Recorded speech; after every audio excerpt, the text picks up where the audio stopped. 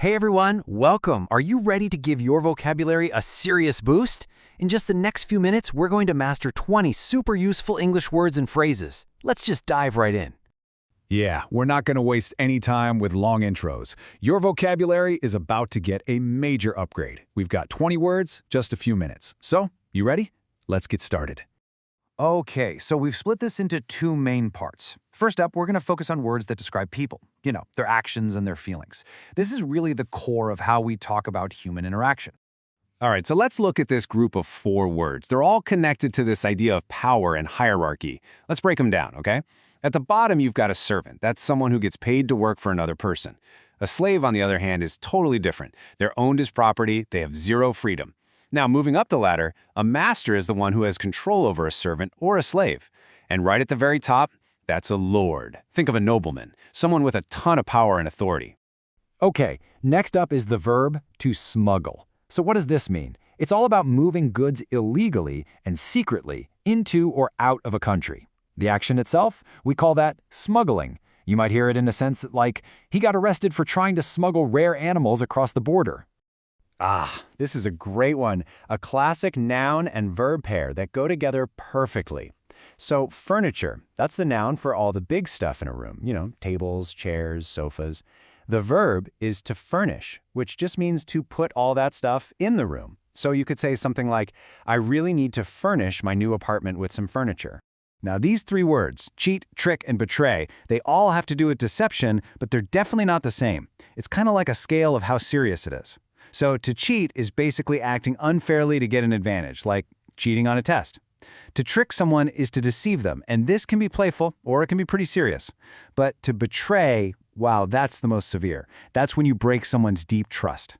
The real difference here is the level of trust that gets shattered. Transparent. Literally, this means you can see right through something, like a piece of glass. But we use it metaphorically all the time, and it means being honest and open, having nothing to hide.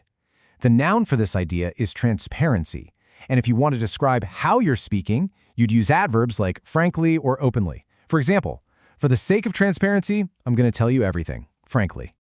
All right, let's switch gears to some really positive words. An uplifting story is one that makes you feel happy, full of hope. An encouraging comment gives you that little push, that confidence to keep going. And then there's inspiring. An inspiring speech makes you want to get up and achieve something amazing. See? They all give you a positive boost, just in slightly different ways. Okay, this next one is a super versatile word family. First, you have the noun, a freak, which is a person or thing that's, really unusual. The adjective is freaky, meaning strange, maybe even a little frightening. But the one you'll probably hear most is the phrasal verb to freak out. This just means having a sudden, really strong reaction, panic, anger, excitement. Like, okay, don't freak out, but I think I lost the keys. So, to embarrass someone means to make them feel awkward or self-conscious in front of other people. And that feeling you get, that's embarrassment. Now, it's related to the word shame, but they're not quite the same. Shame is usually a much deeper, more painful feeling about something you did wrong. Embarrassment is often just about a socially awkward moment. Okay, this next one is a very strong word, and it has both a literal and a metaphorical meaning. Literally, to castrate means to remove the male reproductive organs. And because of that really powerful literal meaning, we often use it metaphorically. It means to totally deprive someone or something of its power. You might hear someone say, the new regulations completely castrated the agency's authority. All right, on a much lighter note, let's talk about playful. This is a great adjective. It just means you're fond of fun and games, you're lighthearted. We use it all the time to describe animals and people. You could have a playful puppy, or just be in a playful mood. It's all about not being too serious. Okay, halfway there, on to part 2. In this section, we're going to look at words that help us connect our ideas and talk about more abstract concepts. These 3 phrases might seem similar, and they all basically mean something is gone, but we use them in different situations. So, if a concert has no more tickets, it is sold out. If a store's shelves are empty, they are out of that product. And to run out of something is the action of you using the very last of it. Like when you open the fridge and realize, oh no, we've run out of milk. Okay, pay close attention to these 2. They look super similar, but their meanings are completely different. Mutable just means something is changeable. It can be altered.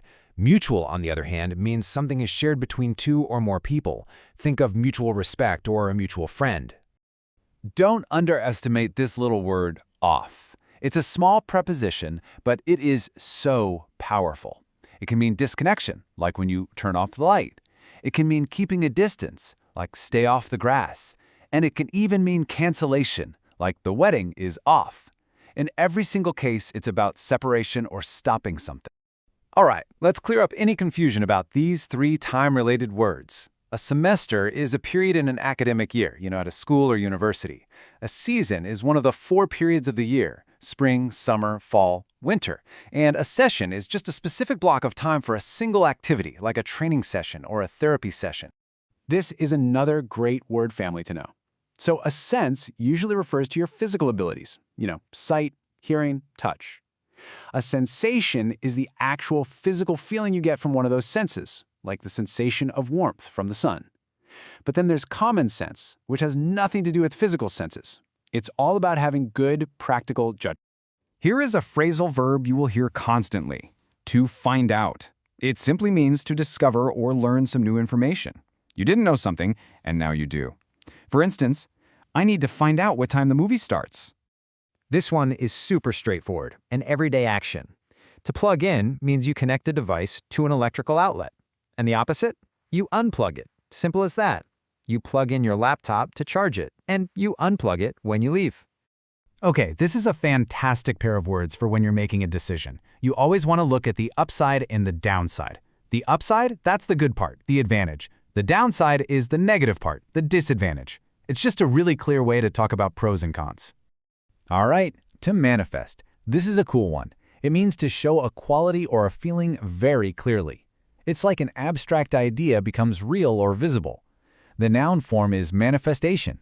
A great example is, his anxiety began to manifest as a nervous twitch. The internal feeling became a visible physical action. And for our final word, we have expression. An expression is the act of making your thoughts or feelings known. So you could say it's a type of manifestation. It can be through your words, through art, or through your body language. You'll hear phrases like facial expression, how your face shows emotion, or freedom of expression, which is the right to share your ideas openly.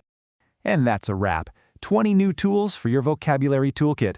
We've covered everything from power and feelings to abstract ideas.